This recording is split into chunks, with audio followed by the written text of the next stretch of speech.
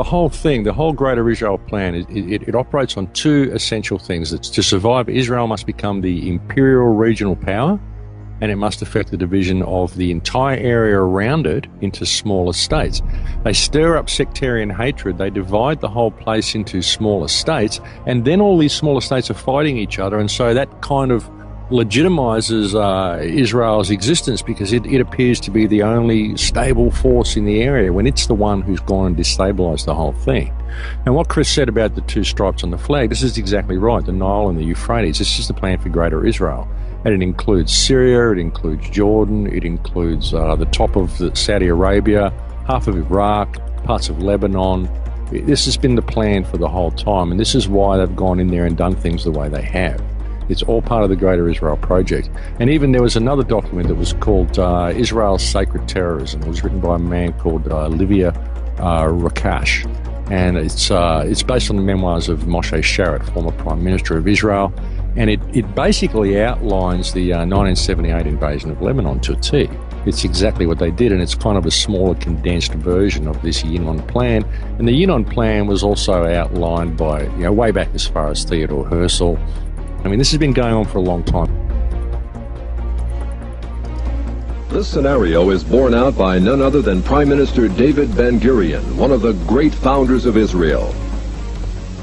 Recorded in an astonishing article in Look magazine, Ben-Gurion predicted that a one-world system presided over by Jerusalem will be set up in the near future.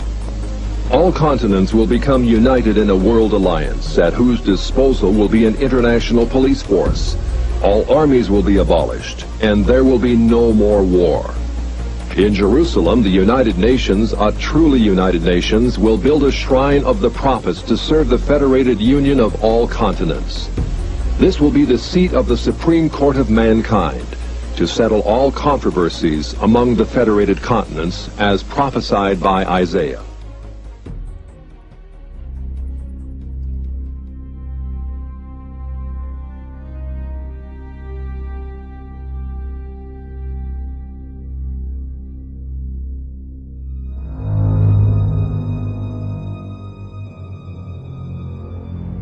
What we're dealing with here, like when you look at the whole Khazar Empire, that's who these people are. They're Khazars, and they've basically hijacked everything. They've infiltrated into Christianity, they've infiltrated into Judaism, they've probably even infiltrated into Islam.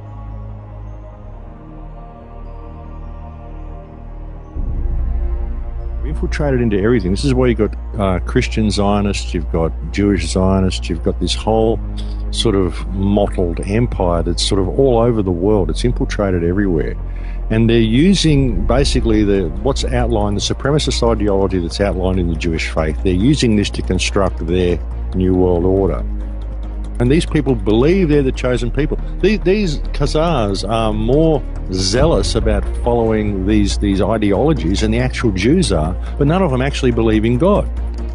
They're creating this whole tense situation everywhere to break everything up, to collapse everything, collapse all the economies, collapse Europe, collapse Russia, collapse everything, and create this empire of chaos with this one bastion of control in the middle, which will be Greater Israel. That's the plan. But it's run by the Khazars. And I would suggest that even the British royal family are probably related to these Khazars in some way. I mean, it all seems to go back to this empire. All the research that I've done over the years, going back through Hebrew lines and going back looking at what happened in Egypt and so many things, this Khazar history is the most hidden history and the most repressed history anywhere. It's all about merging all of the races on the planet together. This is why we've got such an infiltration of foreign races into Europe at the moment, which is all being run by Jewish advisors to all of these countries. And it's weird. You say to stuff, oh, you're blaming the Jews for everything, you're anti-Semitic. Well, hang on, I'm just looking at the situation, and you look and you go, well, these people, they just happen to all be Jews. Is this a coincidence? And then you look at the Greater Israel plan, and you look at the whole doctrine of the Jews as God's chosen and the Goyim, and you say, well, here it all is. Sisi, he's serving British and Israeli interests like to a T. He's doing just as bad, even more damage to Gaza than Israel, because these are Arab brothers. These should be supporting these people. And he's closed all the borders off, like you say, he's bulldozed all those homes. He's even thinking of digging a moat, as I was saying before, along the, so they can't possibly dig any tunnels because they'd have the weight of water above them.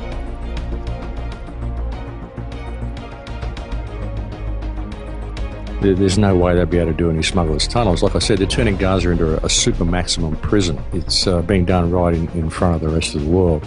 So Sisi is absolutely serving their interests. But I mean, Bashar Assad, I mean, I don't think he was installed. I think he was kind of a reluctant leader. He came to power and didn't really want to have the position that he's got. And his country has been devastated because he wouldn't bow to the Zionist control system.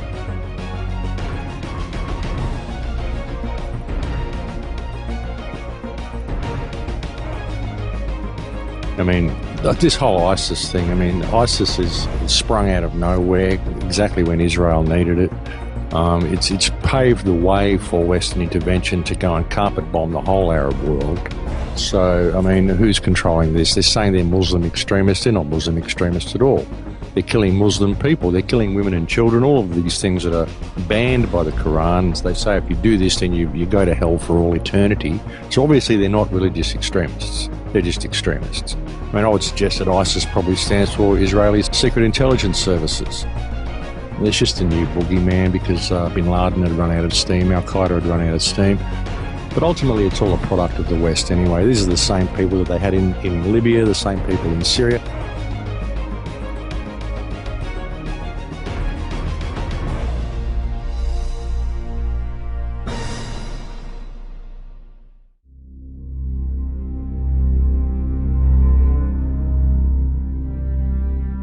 Follow the leads, put the troops in, and play this. Look, ISIS got started through funding from our friends and allies.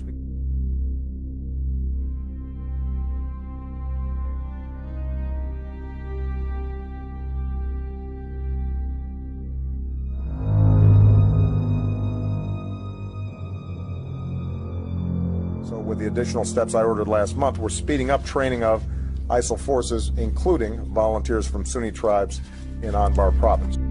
So with the additional steps I ordered last month, we're speeding up training of ISIL forces, including volunteers from Sunni tribes in Anbar province.